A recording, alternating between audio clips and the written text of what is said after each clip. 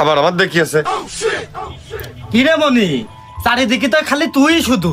এই শালা নির্ঘাত একখান শালা, এই নির্ঘাত আমাদের এলাকায় মালের ব্যবসাটা করতে এসে আমাদের এলাকার এই পরিবেশটাই মালময় করতে এসে, বুঝতে পারছিস। আমি এখনো সময় আছে, ঘটি বাটি খেতা কম্বল টোল টুপলা গুছিয়ে এলাকাতে দূর হয়ে চলে দাও, না হলে কিন্তু আমাদের এলাকায় যারা ব্যবসা করে খাচ্ছে তারাই খাবে। আমি ফিরোজ থাকতে নতুন কোন ডিজাইনের এলাকায় ঢুকবে না, ডোন্ট পসিবল, অসম্ভব এক কথায়। আচ্ছা কোনো সময় তাই থুত মামতা ঘুরিয়ে কিন্তু পিঠি চামড়া টামড়া উঠি আর তবলা বাজিয়ে ওই মুসি পাড়ায় চামড়া বেচতে যাবানে সময় আর চলে যাবে কোনো উইথাউট ফর ক্লিয়ার রেঞ্জ। ও মনি, আমি ব্যবসায় আমার শালা আবার সেই এক কথা শালা, তোর কোনদিন কয় যে আমি তোর শালা, তোর চেহারা দেখে বোঝা যাচ্ছে তোর চেহারার উপরে একবারে ইস্তাম্বারে লেখা রয়েছে যে তুই দিনের বেলা ওই টিকটক করিস আর রাত্রির বেলা স্টিক টানিস, তোর চেহারাই কয়ে দিচ্ছে যেরকম পেলে তুই ব্যবসা নতুন, তাই না?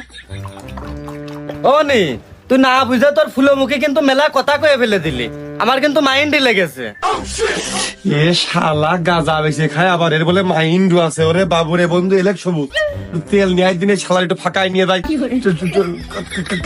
কান মুখটা ধুয়ে দিয়ে আসি, ওই ক্যাম্পের দালক আসলে কমান্ডে শালা মাল এলাকায় মালের চালান মালের চালান শালা মালের ব্যবসা করবে এলাকায়, আবার কথা বলে মাইন্ড লেগে শালা।